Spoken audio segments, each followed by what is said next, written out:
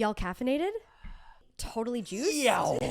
The amount of caffeine we drink Wow. in order to play this game is actually It is problematic. It is the toddler-sized bag of dark roast beans that have been procured to us. You mean like the size of a toddler? Yeah, the bag is the size of a toddler Okay. of dark roast. What did you think I meant? I don't know. Like Sure. that toddlers drink caffeine. And that would be Well- a terrible idea. From what I've seen getting off the train sometimes, walking by our Starbucks. It's true. Are you feeling caffeinated? I'm feeling sufficiently caffeinated. I could be Good. more caffeinated, but Let's fix that. since you're... I feel like this show starts with either you slurping in very close proximity to the microphone Yeah. or me saying wow tie. It's the wow tie count. The wow tie count is like Through a the really roof. high tally there. So I'm going to not start that way. Okay. I'm going to say avast tie. Ooh, nice. Avast. Nice little brain thesaurus to get that done.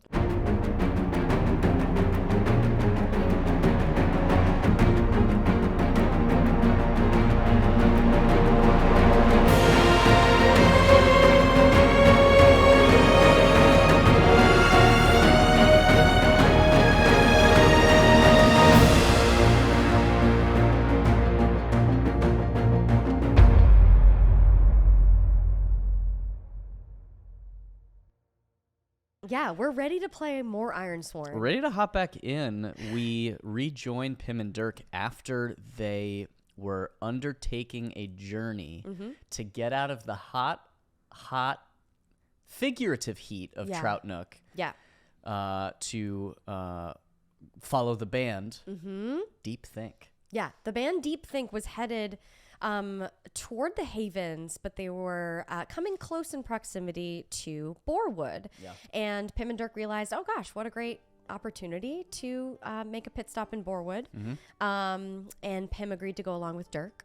They were waylaid on their journey because one of the loots, Okoth's loot, Yeah. the other loot player, Yeah. fell out of the caravan and down into a cave guarded by a bear. Yeah. With some quick thinking, Pim and Dirk were able to get big. Get big. Yeah, Pim was positioned on Dirk's shoulders like a toddler. Yeah. And they scared the bear away. They got They the loot did. back. They got back on their caravan. Yes. Unfortunately, it wasn't smooth sailing from there because seemingly out of nowhere Truly. to a region that this doesn't happen too much. And it's September. In September, a swirling tempest, a swirling maelstrom of a blizzard descends upon their cart. Yeah. As they were going through some mountain passes, the ragged coast is bordered by a mountain chain. And all of a sudden, Penelope the horse got spooked and ran in the other direction. Jor followed his beloved horse. Yes. And the rest of the band followed suit. However, The band's got to stick together. they got to stick together. I understand. The visibility was terrible, Yeah. and Pim and Dirk actually could not follow them. They No. did not see which way they went, and they decided to just continue along by feeling the cliffside. Separated from their merry band that Dirk was so excited to gig with, they successfully make it through that tunnel system mountain pass. Mount Solana. in Mount fact. Solana. As this was once seemingly a system of caverns used by people before to get through. They make it through to the other side to find clear skies. Strangely. No snow on the ground either. Yeah.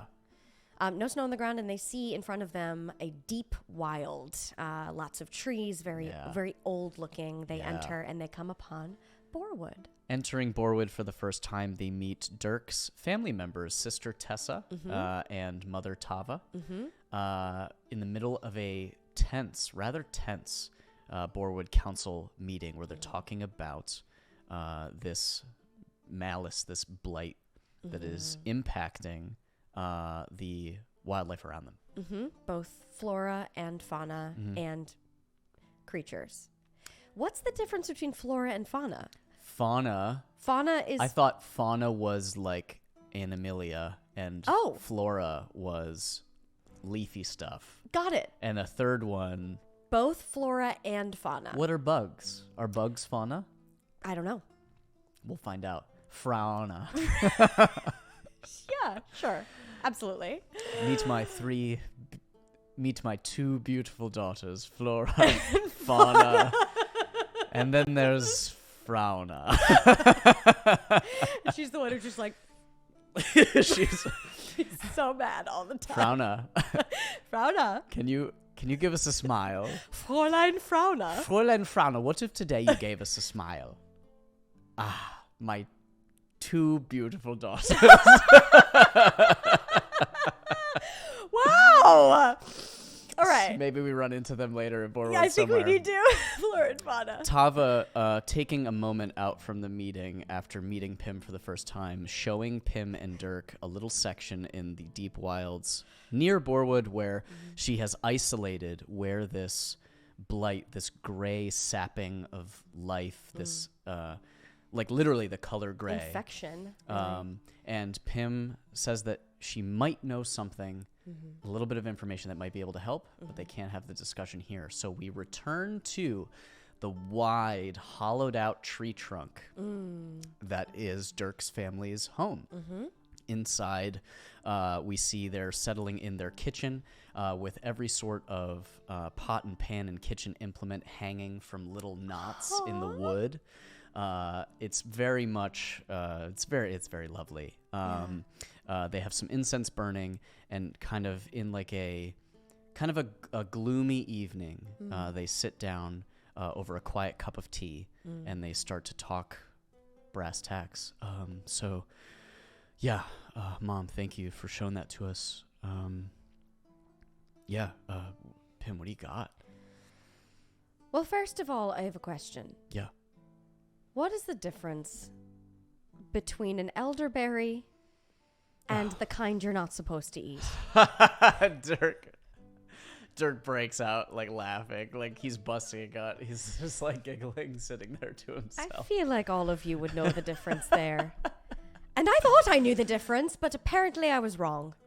And Tessa just kind of twisting her... She's got a little, like, garnish on top of her tea, kind of, like, knowingly, like, giggles to herself. Knowingly. Elderberry, you should know, because there's a little bit of that in your tea right now. And it's very delicious. Oh my God. And she starts like laughing and kind of like, wow. Do you not know that? You don't know that. Oh my God. They look the same. Listen. No, I'm sorry. It's just like fun sometimes meeting people that don't know, like you think it's like simple things. It's so crazy. Oh my God. And Dirk kind of looks at Tess, let's let her off easy a little bit. Tava comes in from the kitchen, grabbing her mug of tea, sets it down, and... What's the difference? A thornberry and elderberry. They look exactly the same. Sure. I guess you'd need, this is Tava speaking, something a bit more of a trained eye when you're not surrounded by such, I don't know, giving flora all the time. But as Dirk and Tess both know, thornberries, you look for the leafy structure that is sprouting out of the seed pod. You're eating the seed pod, essentially. And the leafy structure out of the top, when it is jagged and looks, though it might be thorny. And she just kind of gestures. And Pym like rolls her eyes and is like, right. I figure. Yes, of course. And then Dirk sort of looks at Pym and goes, so if at any point tonight you feel like you need to step away, do you have to, and he kind of looks at her, genuine concern on his face. He's like, are you feeling okay? Forget I said it. Good God. Sure, yeah. Sorry. She just loses her temper. On to the matter at hand. Tava chimes in and goes, but honestly, I have that and a couple more specimens like that farther into the deep wilds, separated from Borewood. Whatever information you can, because we're honestly, you poked in at that council meeting. Everyone's grasping at straws here. Mm-hmm. You sure we're alone? Yeah, absolutely. And Pym takes a sip of her elderberry tea, enjoys the taste of it. Just then you hear a jangling of some chimes that are set over the front door, and all of a sudden a figure walks in, again, hulkingly tall, 6 foot. They're also tall. 6'3", Oh blonde, but also graying, like gray with a tinge of blonde.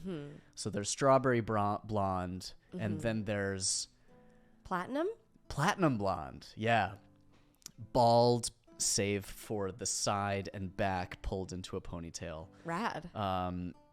Covered in just kind of like rough-hewn hide outfit. Walks in and goes, "Wow, that was a doozy. I don't want... If there's not another council meeting for a millennia, it will be too soon." And Tava looks up and goes, "Oh, Mortar, honey, you're right on time. And this is Dirk's father, Mortar." Mortar. Walking in through the front door, and he walks in and he goes, "Oh, I'm sorry, I didn't know we had company. My boy!" And he walks up and he sees Dirk seated down, and he exchanges. He walks up to Dirk, and the customary embrace between father and son. "It's so good to see you." And then they hug on the outside. Like while this is clasped? Yeah, this is clasped. And then they hug with the other hand? Yeah, they share an embrace. He gives his son a kiss on the cheek. You're back. You've got to... Anyway, I'm so sorry. I interrupted. I interrupted. It's good to see you. Who do we have here? Hi, my name is Pim. I'm just a friend of your son's. It's a pleasure to meet you. Fantastic. Wow. And he kind of looks over at Pim, kind of in a way... Or down. He looks down. He definitely looks down to Pim's seated, petite frame. But with kind of the... Not recollection, but the fog in his eyes that you see when you look at someone who's trying to recall a dream that they can't remember very well. Yeah. And Mortar kind of goes, "Wow, it is... Well, it's lovely to meet you. I'm going to get settled. I'm not even here." And he kind of walks to like another room, his sort of bedroom chambers of the house. But I reckon your dad will want to be a part of this conversation. Dad! With the council. Dad, I need you in here. And Mortar says, "Just 1 second." And then he comes back out, and you see he's donning this very verdant green robe. Oh! Mortar has had a long council meeting. He is a mystic of Boarwood. And he grabs a mug, puts some hot water in it, and takes his seat at the table and goes, "Sorry about that, just had to let loose." He's got to let loose a little bit. This girl was kind of just telling us like what she knows about Pim, kind of what's going on. Tess, her name's Pim. Oh, sorry, Pim, I guess. Was kind of just getting into something really important. You're going to want to be here for this. Great. Well, I apologize for the interruption. No problem, sir.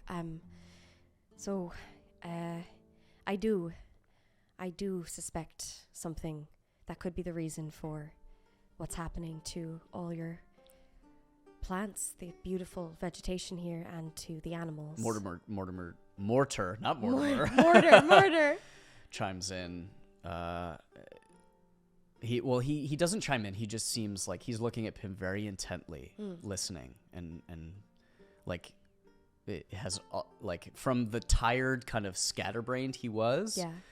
Seeing Pim and just kind of listening to what she has to say, he's listening very intently.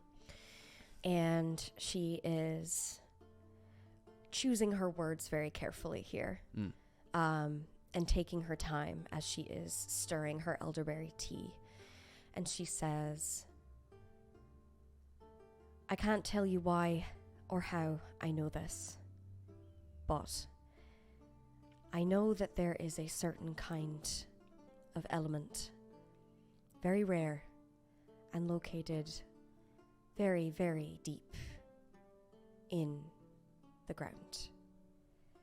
It's a type of iron, in fact, but not the kind that we use for weapons that surrounds these lands. It's called star-forged black iron. And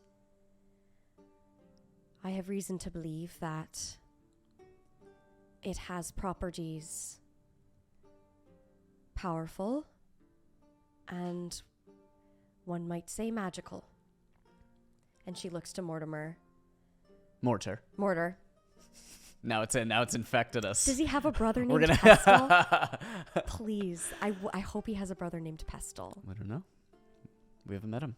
Pim squints hard looking at a tiny picture of a family tree that's in the corner of the room, just wondering. Really wishing he has a brother named Pestle.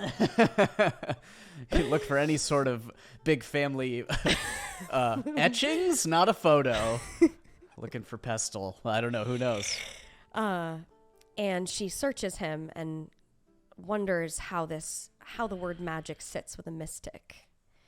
But goes on nonetheless and says, Do you he kind of chimes in. Yeah. You say magical properties as though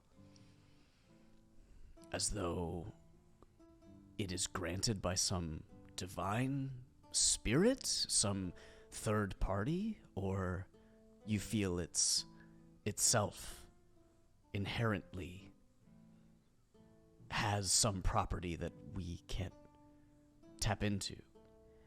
That I can't say for certain, but I do believe that regardless, it contains power. He kind of sits back and strokes his beard, as all characters with beards seem to do, right? A lot of bearded people do that, yeah. And Pim continues, and she says, with all sorry to interrupt, with all due respect, every natural thing is I don't know. Keep going. I don't know what to make of this yet. I understand, sir. I will just finish my piece, and you can bring this to the council. Yeah, let her talk.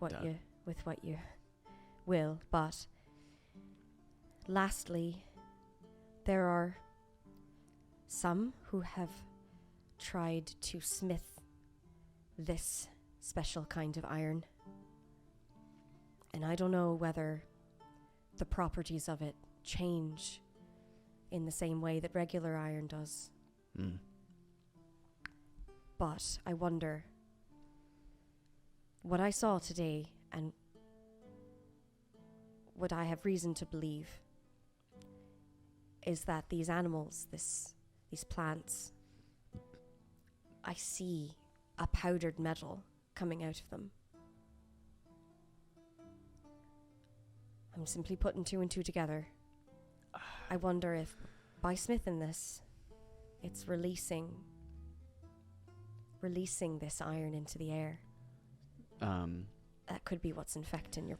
Tava sits forward, goes, well, do you have something with this power? This all sounds... It sounds quite alien. Do you have... How do you know this? How do you come about this? I know you don't have to give us your life story. Dirk, with all due respect, this is a stranger in our home who comes in spouting about some natural material that I've never heard about in my life. This is so ridiculous. This is clearly just a disease that is like spreading, and we just have to find some way to quarantine off the ones that are infected, and then it'll just die off. Mortar kind of sits pensively, lets his daughter finish her thought as it goes and goes and goes. Yeah.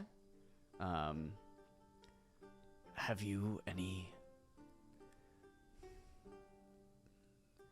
I need something more to show that I don't know you. And Dirk chimes in and goes, I've seen it. She crafts things. She's a genius. She do you have anything on you that, I don't know, show him something you've made.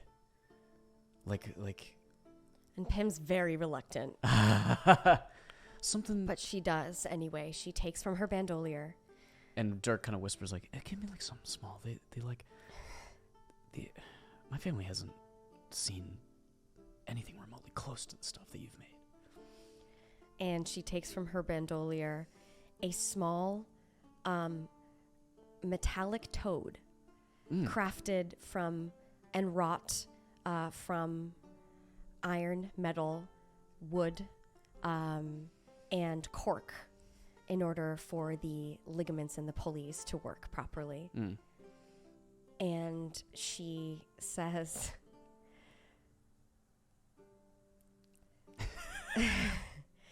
"This is Stegg. This is my toad friend." And she puts Stegg on the table. Stag! And Stegg has cute little eyes. And Stegg is kind of looking around. And Tessa looks at Pym. It's really small. It's maybe this big. So, like, Dirk, she's like a puppeteer. That's what we're supposed to take from this. She's like, what are you pulling on to do that? Well, can you see that it's moving on its own? What? And then thing is moving on its own. Tessa shuts up as Stag leaps. Yes, onto her shoulder. Its little biomechanical, little mechanisms allow it to leap and sit right on Tessa's shoulder. And she sits there frozen. She's like, she just doesn't know. She's like stock frozen, doesn't know what to do. And then Stag leaps on her hair and she freaks out. She starts running around the room. The pots and pans are banging. She's desperately trying to get Stag out of her hair. Get it off of me! Get it off of me! Tell it to get off of me! And then there's like tea coming out of jars. The pots and pans are falling. Tava runs up to her daughter and attempts to just like grab a Steg, just kind of like Pym jovially begins like. Tava grabs Steg off of and puts the little frog on her hand, and it kind of like this long mechanical tongue like licks Tessa in the cheek. She goes like no. And Pym snaps once. There we go. Into the air, and Steg leaps into the air and sits on her shoulder. And Dirk and Mortar, after a hearty laugh, Mortar goes, "That is, wow, that was marvelous. You can't tell anyone about this. But the same power. Tell anyone about this. Take that act on the road. That was. You need to pay attention to me. Entertaining. I'm Sir. sorry." And she gets very grave with him, and she says, "You need to understand that this information I'm sharing with you stays with you. Steg." Understood. Stays in this room. Understood. The same element that is powering my friend here is what I believe is behind the blight. Dirk kind of sits, and then you see Mortar, Dirk, and Tava's eyes, because Tessa has fled to her room. They all just kind of get transfixed on the little frog on the top of the table. Just kind of looking at it and taking in, just in wonder of how this little machine, they don't even have the vocabulary for that, where it would be able to just move around on its own. And they You say that it might be an act of nature, but I respectfully disagree. I will have to think on this. He looks at his wife, and they share an exchange glance. And Tava says, "Well, there's another council meeting in a week. I'm glad to know I can at least absolve a bit of the fear. Because at this moment, folks are trying everything, and we're just flying blind.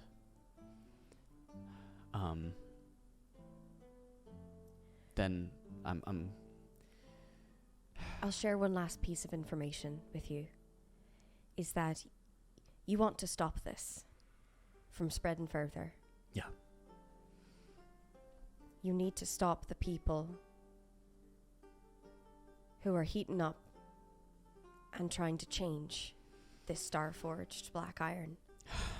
You need to stop them from doing so because they're not doing it right. And if they continue, the metal will continue to change, get in the air, and infect and kill more. Okay. Tava sits there with kind of, instead of a grave expression, kind of more determined. I'll continue to check on my samples and see what I can do to isolate what's currently there. And I'll do what I can to relay, minus Stag, of course, the things that you've said. Well, not in detail, of course, because those things can't leave this room. I can just tell the council that we're working on it. And Mortar stands up and goes, "This has been a lot. I'm bushed. What do you say we all turn in, huh?" Tell them that it's iron. And tell them that there's something bigger that is not a divine, but this is man's own act. You need to find the people responsible if you want to stop the spread of this. That's what you can share. And with that, Dirk, they finish the rest of their tea. Mm-hmm. Dirk shows Pim. Steg hops in to her palm and goes Steg. Back into his very own special pocket on her bandolier. And he just chills. Dirk shows Pim to a little guest room in kind of their big stump house. Mm-hmm. And they all turn in for the night. They turn in for the night.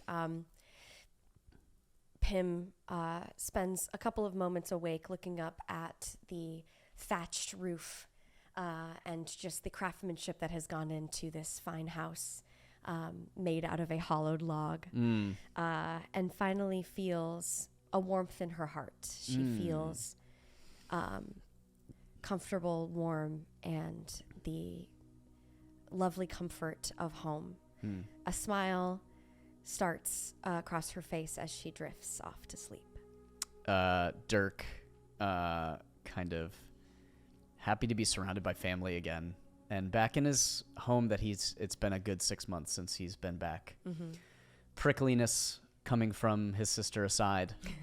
She's prickly. Nothing out of the ordinary. But sleep finds him well, as well. They awake. The next morning, with a rapping at the door. Mm-hmm. It just kind of wakes Dirk up. The pounding comes harder, more fervent from the front door. They both get up. Mm-hmm. The family starts to rouse, and then hears muffled kind of like shouting coming from outside their stump house. Dirk kind of like walks over, like ding ding ding, answers the chimed door, and another watcher is standing at the front door with seemingly hysterics. Looks at Dirk. This watcher's name is Dran. Came up with Dirk together as they were growing in Boarwood and becoming watchers together. He's in hysterics. He looks at Dirk. Now Pim has joined to answer the door. Yeah. One of them is gone. One of the little ones is gone. Kid. I was taking out on a morning survey, morning lesson. One of our little watchers is gone. Oh. And Dirk is like, you've got to be kidding me. You've got to be kidding me. What was the big, what time? How big was the group that you had? Yeah. And Dran looks, he's like, There's about 9 of us. We were just kind of going over just some predatory dens, survivability stuff. We lost them. And Tessa now is finally awake and in the scene, and she goes, "I told you guys to be careful on the night watch. Obviously, it's so easy to to lose people in the dark." We did our best. We got back. No sign of them. Is that they completely disappeared. Just show us the way. And by this point, she is fully in her Watcher uniform. She is armed. What is Tessa's weapon of choice? Tessa's weapon of choice. Dirk has a long spear. Tessa has. If she's a Watcher, I'm assuming they would want ranged weapons. Yeah, she's right? got a bow. She's got a bow. Great. So she has her bow on her back. Yep. I feel like maybe who goes along? It's Pim and Dirk and Tessa. Yep. Do the parents go or do they stay behind? They're going to stay behind. Okay. Tava immediately just kind of recognizing that there's a little one kind of out there in the woods, just kind of... they're probably going to alert the other Alert people. the others, and she immediately looks to Dran and she goes, "Which one is it?" And he's like, "It's little Benji." Benji. And Mortar and Tava go to alert Benji's family and Benji's parents. Great. First thing, he's like, "We'll go talk to them immediately." Pim is fully outfitted. She's ready to go. And they follow Dran to where he's going to lead us. Dran immediately starts taking off in a brisk jog out of Boarwood into the deep wilds where he was taking. They're moving amongst roots, the thick brush. Pim is having a difficult time just getting thwacked by branches and just not used to traversing this type of terrain as Dirk, Tessa, and Dran are. Yes. And they approach... steel plate armor, not great for it. Just like tung, tung, ting, tung, ting, tung. And they approach a bit where the woods begin to open up in a bit more of a clearing that looks like it was a bit cleared out as though it were a hunting ground.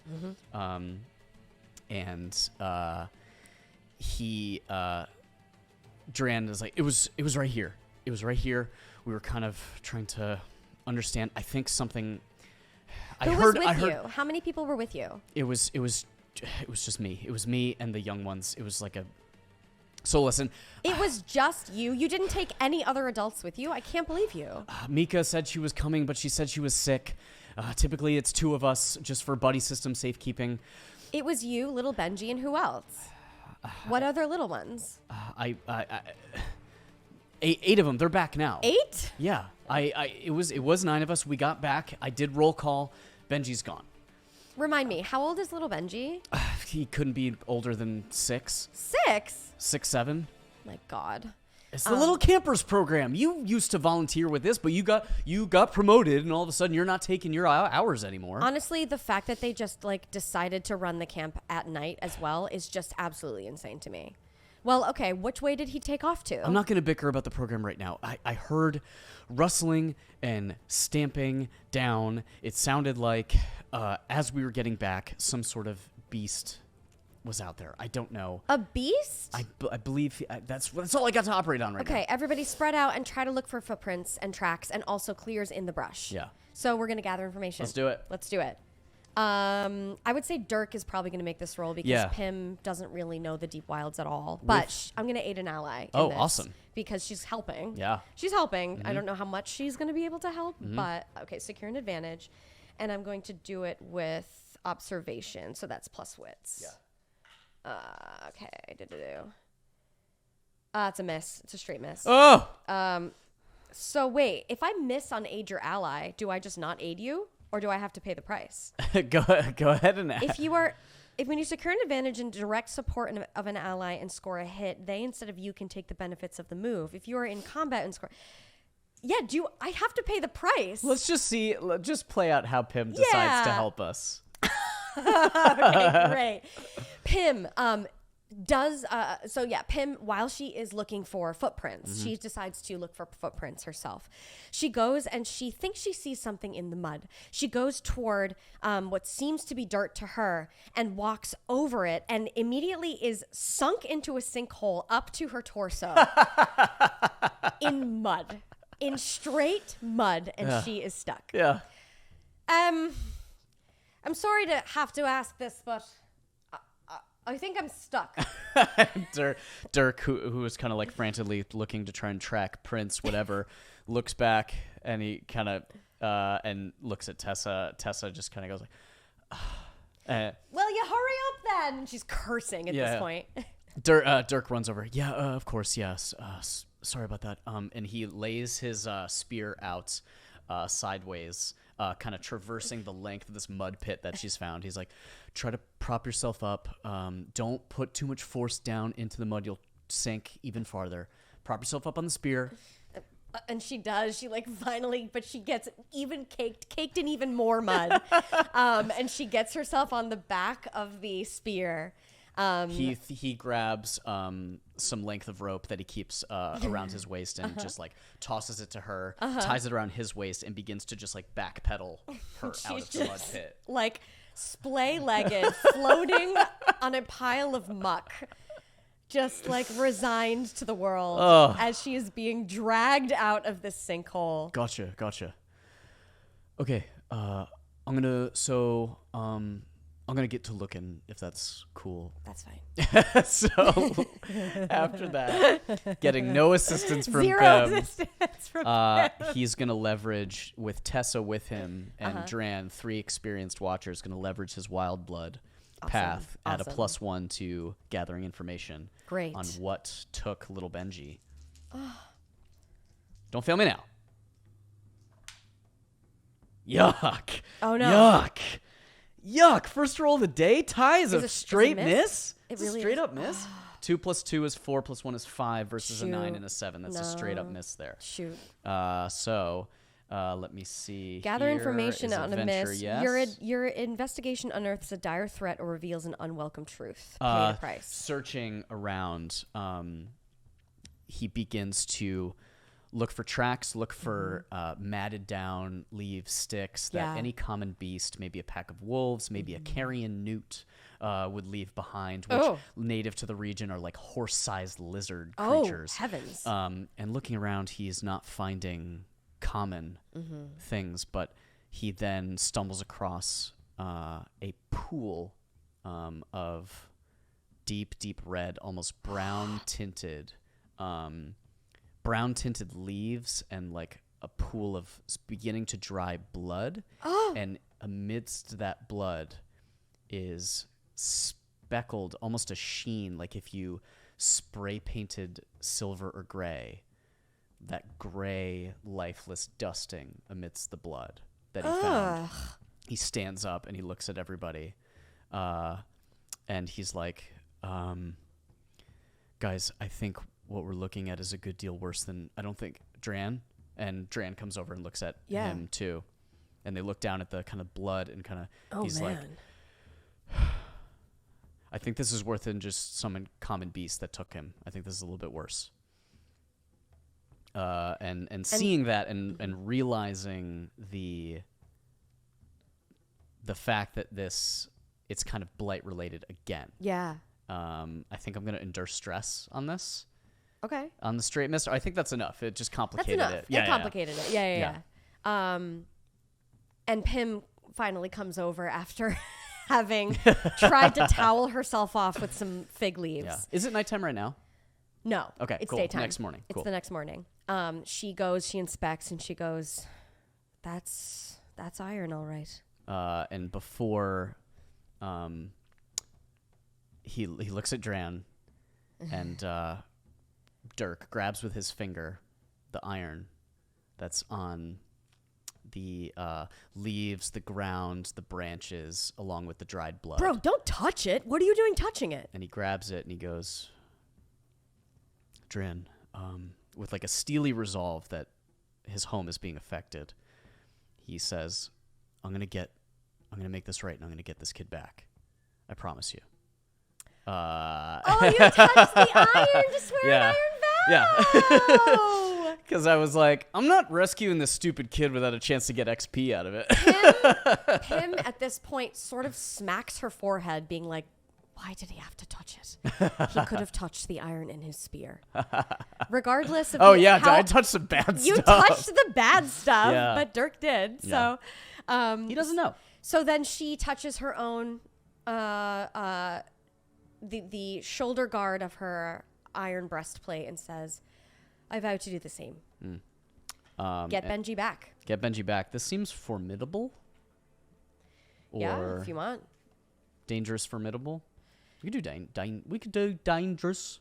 Let's do dangerous. Yeah. Because we're already out there in the woods. Yeah. Get Benji back. Rescue Benji. Little Benji. Little Benjamin. I only say dangerous because you know the deep wilds. Yes. Thank you. It might the thing that we face might be a challenge rank harder. Yep. But I think the act of getting Benji back might be dangerous. Good call. And so Pym, again, she says, "I will do the same. I vow to do the same." And Dran looks at them both. And oh, sorry. Do we get XP for reaching Borewood? I don't believe so. That was just a progress tracker for a destination Oh, journey. that wasn't an iron vow. It wasn't an iron vow. Thank you. So he looks, Dran looks up at Dirk and Pym and kind of rests a hand on both their shoulders, which was kind of weird because Dirk, he has to do this, and Pym, he's got to like reach down and do this. He's like, he kind of, with a little bit of pressure, squeezes their shoulders a bit and goes like, "Thank you both. Thank you." Because he's tired of hearing Tessa just giving him shit over it this whole trip. He's like, "Thank you guys. I know I screwed up. Thank you." So that gather information got them nowhere. Right. But they do know it's a bit more dire than they recently thought. And Pym says, "Well, it seems like we should follow this way." And she sees, and she does see that that would be the logical way to go. Yeah. Continuing through the deep wilds, a just absolute din of mourning, like bird song. These wild bird calls and creatures that Pym has never heard for. Some of them sound lovely and hooting and beautiful. Others sound just kind of rough crow sounding. Yeah, like crows are having a real tough morning. But like Pym has not been in a place so lush before in her life, and they continue to follow. And I'm going to gather information again. Yep. To see if we find another similar another clue. Definitely. Okay, got the bad one out of my system.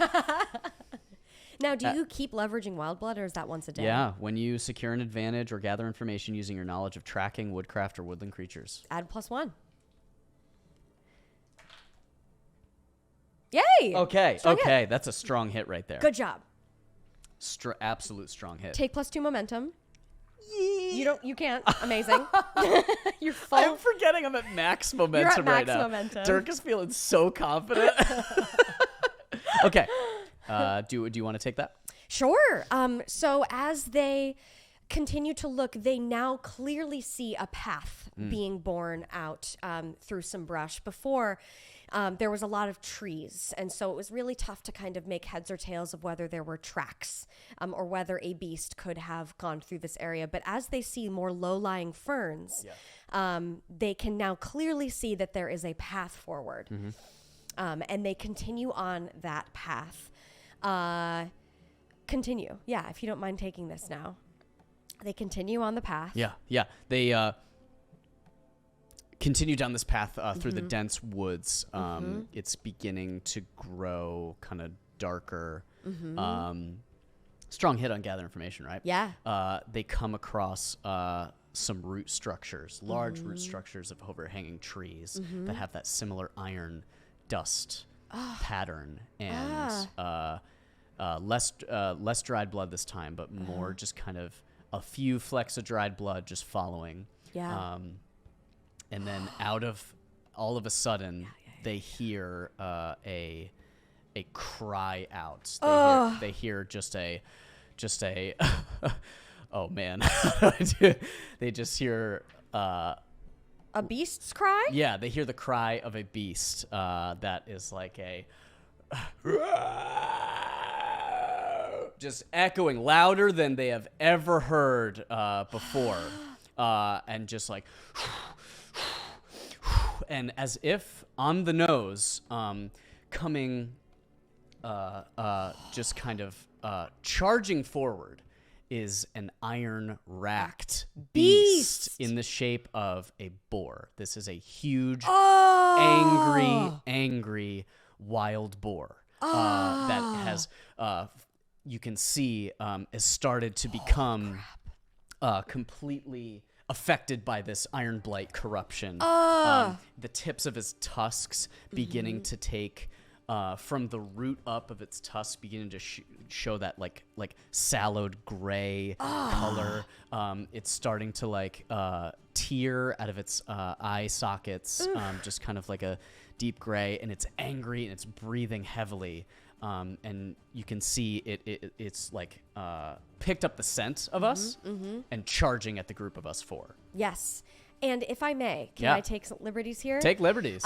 We also hear, help, help! And we see that Benji oh my God. has effectively caged himself in Oh my God. to hide from the boar from root structures. Yeah. So there are a couple of root structures that will bar this boar from getting at him because the boar's mass of this just massive boar. Yeah. And Benji is safe and sound, but he has effectively created this cage for himself on this root structure. Yeah.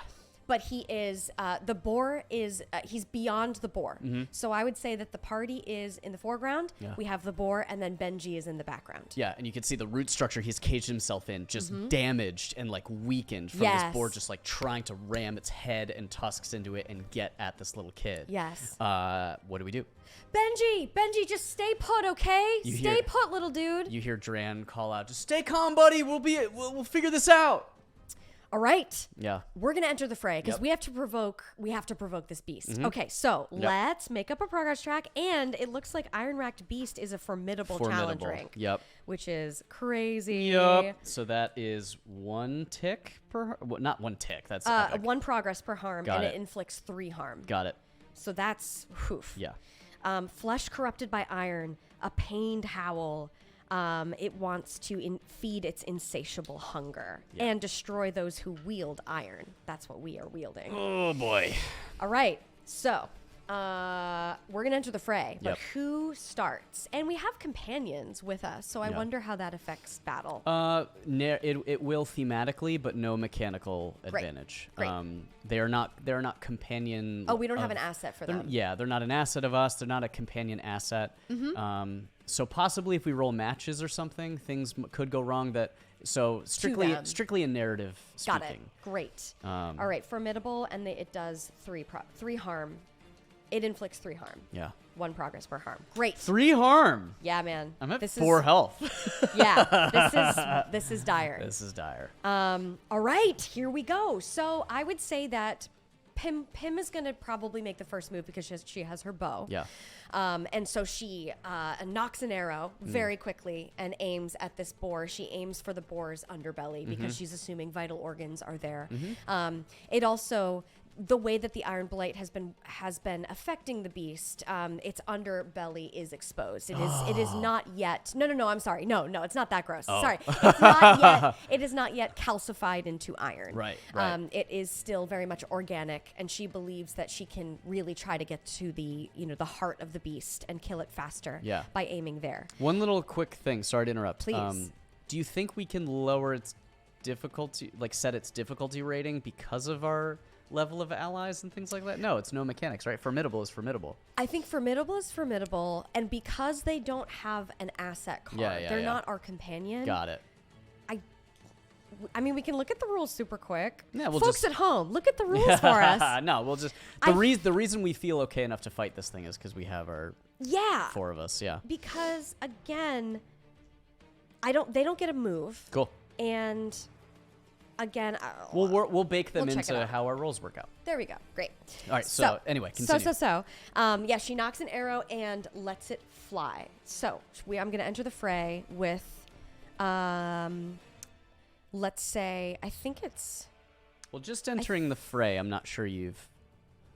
Oh, right. Shot. Entering the fray, I face off against my foe. I move into position against an unaware foe, or striking without warning, or we're ambushed. You can move into position to attack from range, seeing as how the rest of us get its attention. But it's against an unaware foe. So I think I'm either rolling... Yeah, okay, plus shadow. I think the first thing this boar smells and sees is clumsy-ass Dirk. Yes. So potentially the boar is unaware to Pim. Yes, great. Small stature Pim. Love that. Very aware of the shouting from Duran and Dirk. Yes. So that's a weak hit.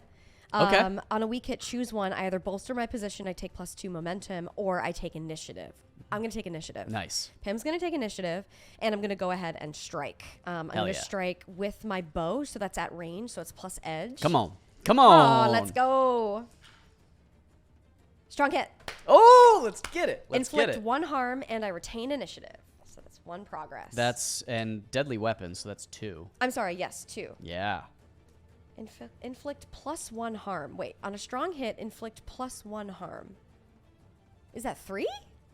+1, yeah. Yes, it's 3. And it's 1 progress per harm? Yes. Unformidable? So we're at 3 Nice out of 10 shot. already. Nice Boom, shot. So she lets loose the arrow, and it does hit the vital organs. She's not sure if she got the heart yet, but it stung. And this boar is mad and also very vulnerable at this point. It has an arrow in its underbelly, which is its most vulnerable place.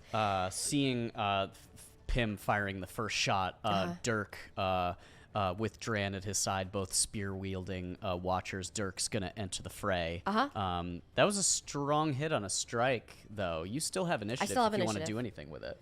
Or we could shift focus. Let's shift focus to you, because she's already knocking another arrow. Yeah. Already knocking another arrow. Dirk is going to make enter the fray, make a ton of noise, and try to draw the boar away from Benji's hold-up position as possible. So cool. So secure an advantage. Hey, I'm over here. I'm over here. I got some delicious food for you. Yes. He's entering the fray with... Oh, cool. I think this is iron. You can't do it with iron. Only heart. If you're facing off against your foe, heart. Moving into position against unaware. This is plus shadow, actually. You're moving into position against an unaware foe or striking without warning. Not striking without warning. The boar is aware because we shot something, and I think I'm trying to... But you're moving into position, and it's... Oh. I think the boar is aware of me. Okay, so plus heart. Yeah, I'm just trying to, like... Facing off against him. I'm facing off and trying to get it all on me. That's right, that's right. Cool. Plus heart. Here we go. Iron Rack Beast. Here goes nothing. Not great. So I'm going to... You're plus 3 heart, aren't you? No. No. Plus 2. Plus 2. So that is either a straight up miss. To mitigate that, I am going to burn my momentum and cancel the 5 and 7. I'm at 10 momentum. I burn that to give myself a complete strong hit. Great. You got to reset at plus 2. Yep. And a strong hit. That's awesome. Yeah, so Dirk, thinking really quickly on this angry boar, gives it a smack. With the blunt end of his spear on one of its tusks, rattling them both and going like, I'm over here, you want me, is what you want. And getting the boar's attention. The boar is really, really angry. Strong hit on enter the fray. I have initiative. Take plus 2 momentum, right? and you have initiative. Yep. Oh, I do both. Hell yeah. Yes, there you go. Hell yes. Hell yes. At this point, Dirk, whipping his spear around from his back to pointy side out, he sees this thing and has no bones about it. He needs to put it out of its misery. He's going to look to strike, and seeing this thing with the arrow in its underbelly, bend low. As this boar is charging him, bend low and strike up and try to hit it in the belly. Great. Come on, Dirk. What am I? Oh no! You already burned your. I am Can you burn 4 to cancel that 4? I think it needs to beat it. exceed. Yep. It has to exceed the value. It. So that plus I match. Then you don't beat a it. 4 versus a 4. You have to because beat 1 it. plus 3. No, that's a straight up miss. That's a miss. Yep. So your attack fails, and you must pay the price. Your foe has initiative. So coming in. To bending down to try to strike up, the boar, its tusks tangles the iron tip of his spear, and he can see as it hits its kind of harder forehead as the tusk just kind of knocks it out of the way. The iron that's begun to crawl along this thing's hide has hardened it, and just like deftly as though he hit someone's iron shield, it just kind of glanced it away, and this thing just charges right into Dirk. And I'm going to pay the price on this. Yeah. Shoot. That sucks for me. That sucks for you. I just get charged by this guy. You can envision what happens. You can, lose, you can make the most negative outcome happen. You can lose health if you think that that's worth it. Good lord. Most obvious thing. Most obvious thing is you get hurt. I mean, crap. Yeah, I think I make the endure harm. Yeah. Oh my god, I'm gonna be on. Because he's charging at you and he yeah is coming at you with his tusk. I think you have to endure harm. God. Okay. Yeah, so when you face physical damage, suffer minus health equal to your foe's rank or as appropriate to the situation. Then roll plus... Oh, so I just take it, and then I roll plus health or plus iron, whichever is higher. Mm-hmm. To see if you shake it off. Yeah. Okay, you're going to endure harm, so... So that's 3. So my health is down to +1. Okay. I am... All right. I'm roll close to plus dead. Iron. Roll plus iron. Oh, God. So seeing this thing, Dirk just gets tusk gored in the abdomen by this thing. Formidable foe. That hurts. Yeah, that hurts. Crap. Okay. That's fine. That's a weak hit. Weak hit. Great. So you press on. I don't want to roll these right now. It's the red. It's the red lettering plus the black dice. Yeah, these are like challenge. These are evil looking challenge dice. Weak hit. I shake it off. No, you press I don't. on. I press on. I don't you take anything. it, but you press on. Okay. Crap. That sucks. Dirk just takes a huge hit and inflicts no harm on the boar, completely misses, but he achieved what he wanted. He got the boar away from Benji, but just took a huge hit. Yeah. And Pym screams out for him, Dirk! And so does Tessa and what's his name? Dran. Immediately, Tessa runs to the aid of her brother. While Pym is about to loose her second arrow. Yeah. I still have initiative, Come on. I'm going to strike. Come and on. we better get Come something on. good here. Here we go. Plus edge. Let's go. Weak hit. Okay. Weak hit. Which means I inflict my harm, but I lose initiative. So that's another 2 harm. Nice. So we're at 5 out of 10. But I do lose initiative. So she looses the arrow. She once again hits the underbelly. The boar is mad at this point and starts charging toward Pym. Okay. She leaves Dirk and he starts charging toward her. Dirk, on his keister, having just like kind of a pretty big wound in his abdomen that he has covered. That's like bad too. Covered up that begins just kind of like blood begins like kind of gushing out of it. And Tessa at this point has started like licking and applying salves and leave bandages. Field dressing his wound. Field dressing his wounds. So at least it can stop the bleeding. So he's doing that. He wants to try to... And let's say Dram has run to Benji just to comfort Benji. Yes.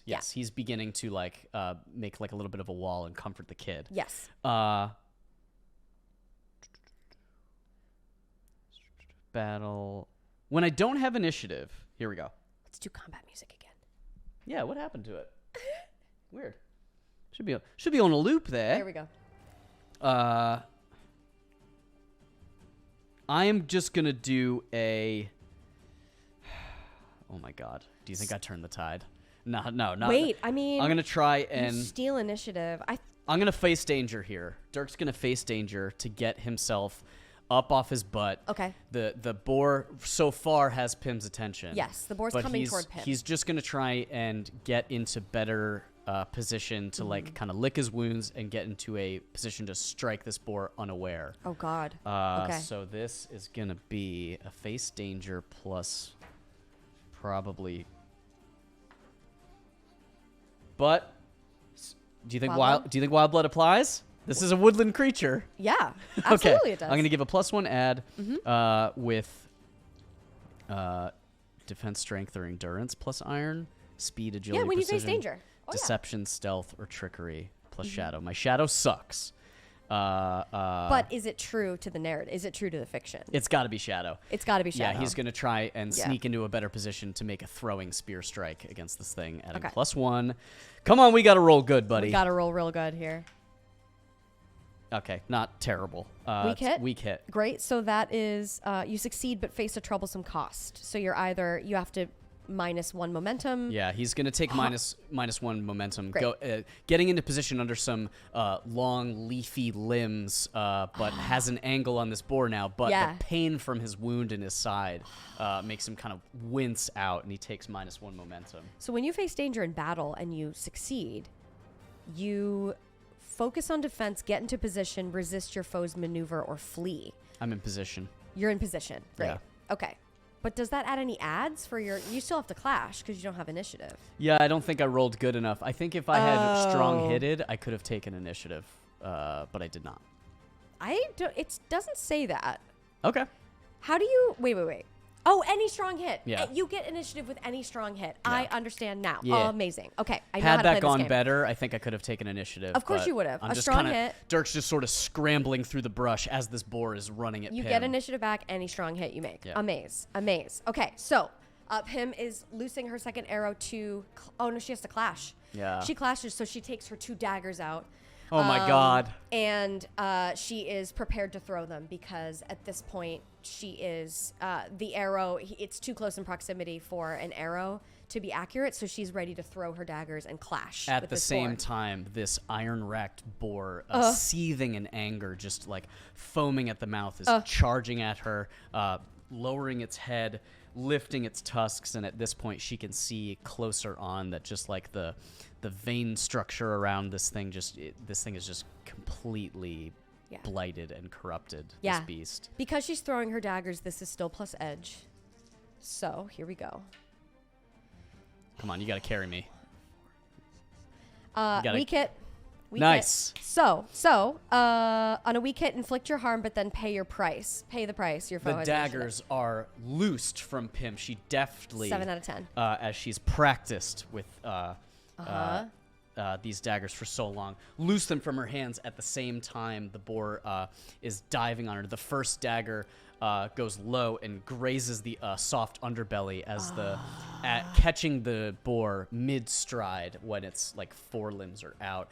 The second dagger hitting it in a section, hitting it in one of its eyes, one of the few places still not having been completely like iron shelled. But at this point, the boar is on top of her. It wasn't clean enough to completely stop its progress, and it lunges at her. Oh God, I'm gonna roll on the pay the price table. I'm just Okay. curious to see what this is. So All right, let me go see. 7 what that on the is. table is a person. Oh no. All right. So. Oh God. All right. Wait. The boar. What is the boar doing? What did the boar just do? Charging toward Pim's direction as you threw daggers at it. That doesn't make any sense then. Okay. So let's see. Do. A person or community you care about is exposed to danger? Is that what it was? Yeah. Cool. Do you have something for that? Not unless you have something I don't. different. Go ahead. At this point, seeing their small friend is Benji. seeing that Pim, their petite friend, is under attack, and seeing how much damage this boar had done to Dirk, Tessa, with expert agility, expert knowledge of the wilds and how to traverse thick root structures, sprints with a speed you've rarely seen from people, and tries to make a tackling just shoulder check in this boar as it's moving to impact Pim. Yeah. But at this point, exposes herself to danger in doing so to try to sacrifice her body for Pim. And she makes contact with this iron beast, but it's like shoulder checking a steel door. a car. And the thing like picks up a waft of her scent as she does it and kind of just like snaps its head to the side, and she picks up a pretty gnarly looking wound in her shoulder from the tusk. And I kind of want to ask the Oracle how like rough this. Well, you just spelled it out. Yeah, it hurts, right? Yeah, I mean, yeah. it's a flesh wound. Tessa gets jacked up by this thing, and now so her arm hurt. she gets gets sent tumbling. But luckily is enough to just block this iron-racked beast's path enough so it doesn't jump on Pim. But she like is like sent tumbling into the thick trees and brush, just like holding her arms. Holy crap! So Pim. Tess. Pim has no time to think about that. She once again. So now that the boar dealt with Tess, she's able to loose her arrow because her daggers are gone. Yeah. Her daggers are in the boar. Yeah. So she does another arrow. She knocks another arrow. I'm going to clash again. Okay. Because I don't have initiative. Oh my God, that's right. Yep. So here we go. I'm going to roll plus edge because I'm from a distance. Those are my oracle dice. Oh, it's a miss. Straight miss. Straight miss. Wait, can I burn? Nope, I You're can't. at +4. Nope. Oh all my right. God, this so guy's you tough. are outmatched and must pay the price your foe has initiative. So I think I'm going to spell this one out if you don't mind. Yeah, go for it. So again, after having checked and inflicted a flesh wound on Tessa as she goes tumbling, the boar is so mad at this point and is really close to Pim. Pim misses. She in her haste and being a little bit frazzled by what just happened to Tess, not knowing, not being able to look at her and see how bad it really is. She slips. Her arrow just goes off flying. Yeah. And the boar does indeed tusk, do in a very violent upward jerk of its head, tusk Pim on her steel armor. Yeah. But there's it hurts. There's a bruise there for sure. And I'm gonna take -1 health. I think that Okay. I think that makes sense. Yeah. Are you well, do you have are you ironclad? Do you have armor or whatever? I have an iron breastplate. So actually that doesn't make sense for me to. If you want, we can homebrew it a bit, and we'll see if We'll see stressful, actually. I'm gonna endure -1 spirit. I should pay the price somehow. Cool. For this. Yeah. I think because this is the second. I don't know. I just think it would make sense for there to be some kind of consequence here. Absolutely. What we can do also is ask the oracle and say let's ask the oracle. if the boar's tusks hits armor or finds purchase piercing through the armor and hits flesh. Smart. And that'll determine what level of harm. That's a bit of a homebrew we're doing. I like that. Because we don't have the ironclad asset, so to speak. But sure. Let's just see if it, because she is armored. Yes. So let's see if she's able to block it or if it only just on her torso. Yeah. She doesn't have iron anywhere else. Cool. I will say. All right. So yes or no. Yeah. Let's say low 25%. This thing pierces through the armor. Okay. Completely. So 25 or below. It pierces through. It hits flesh. Yeah. 26 or higher. Oh, and it does 3 harm. Yeah. Yeah. No, we have to roll for this. Yeah. All right. 42. Nice. So it doesn't. It hits armor, but it still puts a thick dent in it. Yes. So she's going to take, I'll say, -1 health, but with its strength. Let's not mess with that mechanic because it inflicts 3 harm. Okay. So she would take -3. And if it didn't pierce, let's say she takes no harm from that. She's saved. Great. You know what I mean? Cool. Because when it does inflict harm, it has to be 3. Okay. Is per the mechanics That's of fair. this game. Yeah. So I was homebrewing to adjust how much damage it did, but you're right. I don't think we can do that though. 3 health. 3 health. Yeah. So let's say that my pay the price. My pay the price is that luckily my armor saved me. Yep. But I am still without initiative. I still do not have initiative. Yeah. So taking a goal. What's your health at right now? +5. But you just took 3 damage. We decided not to because it didn't pierce my armor. Sorry, I'm confused now because you said it does 3 harm. Yes. Where did that harm go? Well, I pay the price. You don't always have to endure harm. Oh, fair. When you pay the price. Fair. And that's a lot of times when people play Ironsworn, they completely ruin themselves. Okay. By constantly making the consequence of pay the price endure harm. Okay. So in this moment in battle, because we asked the Oracle, does it pierce through her armor? Uh-huh. And the Oracle said no. Yes. I'm going to say that I did not endure harm there. Gotcha. If we think that I need to endure some kind of consequence, though, I can roll again on the pay the price table. I will say the consequence can be this thing has you pinned.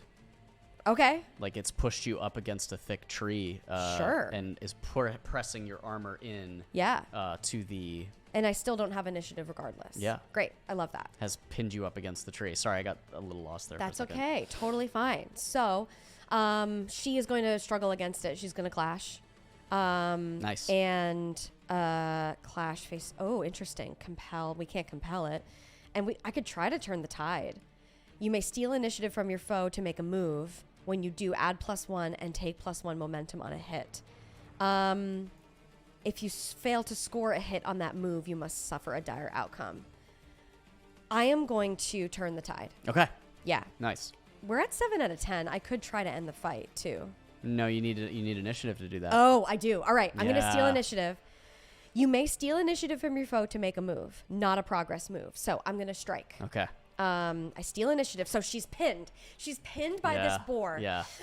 And she's able to pull. Actually, she's able to make a little sound, and all of a sudden, Steg peeks out of her pocket, and goes, burp, burp, and jumps into the boar's eye. Oh my God. And starts like licking its eye, Go, like Stag! obsessively. Go, Stag, go! And the boar just sort of like, is taken aback and wants Steg out of its eye. Yeah. So this sounds like, is this like a face danger move? No, this Something is just risky? the way that I take initiative back. Cool. I'm just narrating out how I turn the tide. Okay, nice. So Steg is like poking the eye incessantly of this boar. The boar then unpins Pim, and she's able to make her strike. Awesome. She does so with her bow. Okay. Here we go, Steg! Stag! Let's go, Steg! Oh, come on. Come on. Plus edge, right? Wait. Do I have anything that I could... No. 'Cause this isn't like... No, nothing. All right. Okay. Yeah, what does that do? Weak hit. Great. So, I inflict my harm, but I lose initiative. We're at... Crap, I lose initiative, though! Oh, we're at 9 out of 10, but we need initiative back to end this fight. Crap. If you fail to score a hit on that move, you may... I scored a hit, though. It was a weak hit.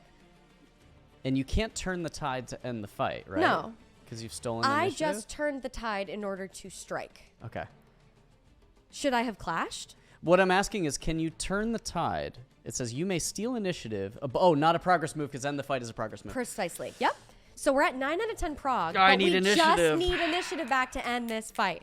Dirk, seeing that Pim just made another strike, he is going to make a move leveraging his animal kin. He himself is going to turn the tide. He has got himself into position in his previous move, that face danger roll. He's now in the position flanking Pim and the boar, sees that his buddy is pinned up against this tree. He's going to make a compel move on this boar to in a fending off. You can compel even without turning the tide, though. You can compel when you don't have initiative. Okay, nice. Because you can't get it. You can't turn the tide to... The progress roll we need to make cannot be affected by turn the tide. Gotcha. So you should just compel it. So he's gonna try and compel this boar. Whatever part of its instinctual animal brain that has not been corrupted by this iron, he is going to try to reach out and tap into that and try to get it. He doesn't think he can calm it down. Yeah. But he thinks he can get it to like run off. Okay. He's going to do his best. Sow, wounded sow impression, and get this thing to instinctually think that one of its sows are hurt. Yeah. And he goes, he goes like, we snaw. Here, piggy. We snaw. He does horrifying, wounded sow.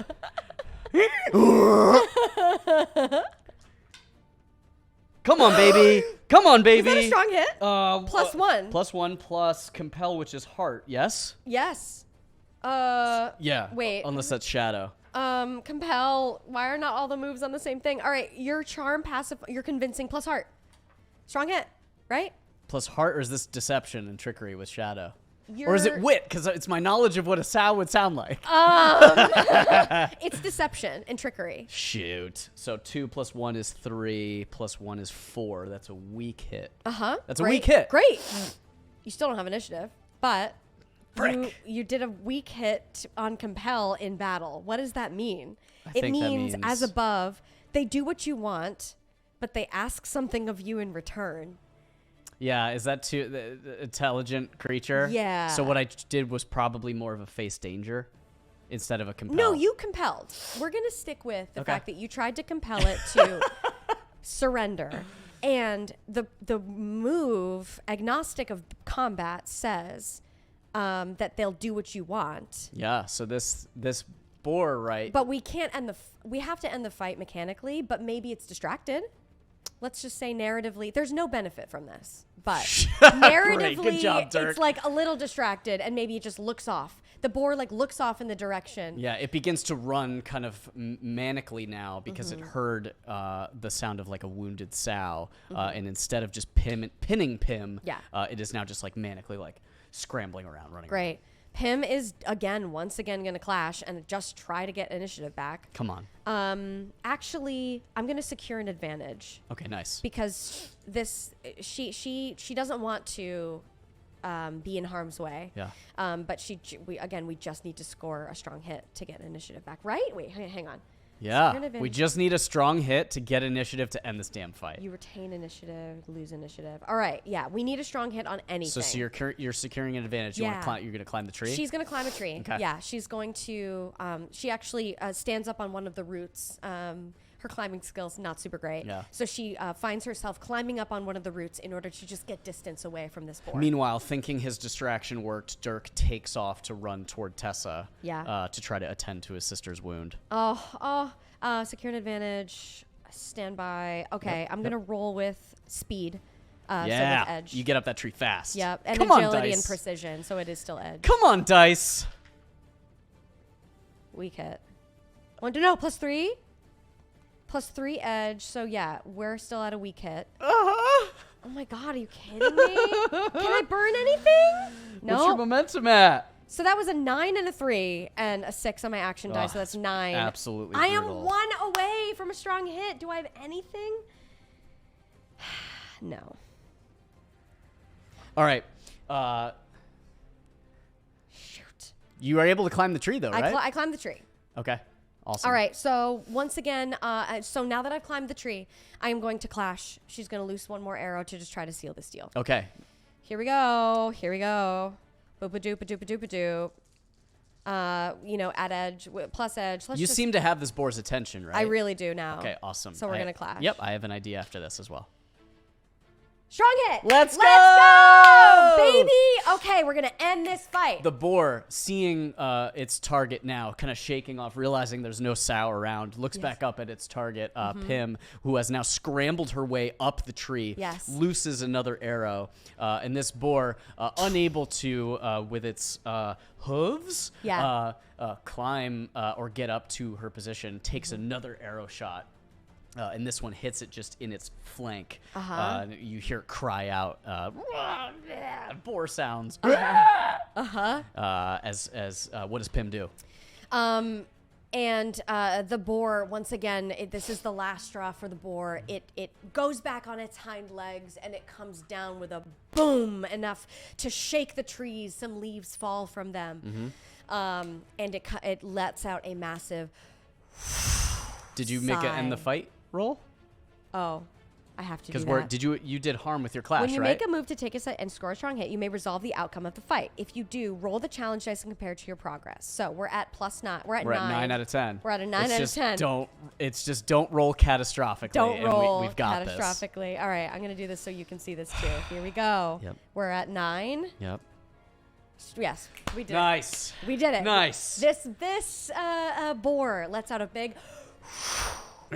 And with it, from the air coming out of its nostrils, little specks of silver comes out. Oh my god. And this boar is super mega dead. At this point, Dirk, kind of helping Tessa up to her feet, shouts over to Pim, "Are you okay?" I'm all right. We can fade out the combat music now. And okay. No, it's or whatever. Because it's dead now. Pim clumsily gets off of the tree root because pure adrenaline got her up this tree root, but she has a little bit of a fear of heights. Yeah. And sort of very ungracefully tries to go down the root, and as she does, she slips and just like her rump smacks down the clank of her breastplate onto the ground.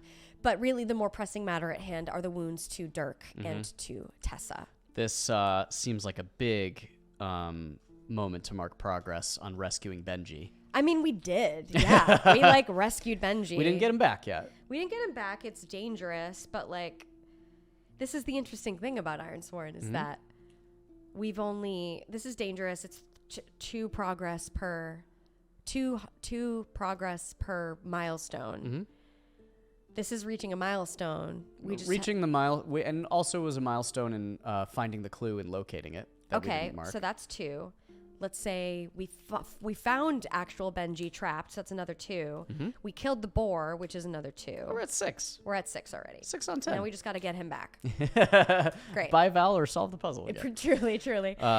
So him, along with his name again. Sorry, Dran. I need to write things down, and I don't have a pencil to do it with. Oh, this is mine, and that's yours. Sorry, that's a very lovely. I'm sorry for stealing. That's not just a pencil. That's a Dixon Ticonderoga. It's a good pencil. Yeah. Dran. Dran. Dran and Benji also come over to see Tessa and Dirk. Dirk is still. I would say that Dirk has probably found his way to the ground. Yeah, he's sat down at this point. He's just like you see. He's kind of pretty pale. Lost a good amount of blood from that wound. Yeah. Things have just started. The field dressing that Tessa did is only so good. Yeah. He needs some medical attention pretty fast.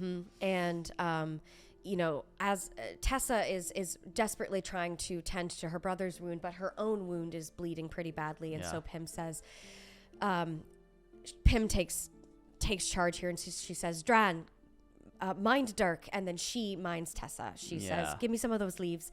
And, she dresses Tessa's wound. As the group continues to tend to their own wounds, Dran, at this point, has... did you mention Benji? Benji's around. He's here. He's now put little Benji on his shoulders and kind of just like has him in a little like backpack Bjorn style because Benji is weeping. Yeah. This kid is crying. Oh, Benji! And Dran, just as he's doing field dressing, is kind of like, it's all right, little buddy, we got you. It's not going to hurt you anymore. And as the group licks their wounds and tries to better understand the corruption that has taken over as in front of them, this huge beast that has been infected with the Iron Blight lies dead. We are going to pick up next time. Wow! That was bad. Dirk So is at bad. 1 health? 1 health. He's at plus 1 health. He's real rough. That's so scary. You charge in front of a beefed up, basically, I don't know, a boar mixed with the Terminator. He got jacked up real bad. Oh man! So we'll see how they're able to get Benji home and just like, God, I need another spa day. We need another spa day. We're just not gonna mess it up this time. No. We'll see you guys next week. Take care. Bye, y'all. Bye.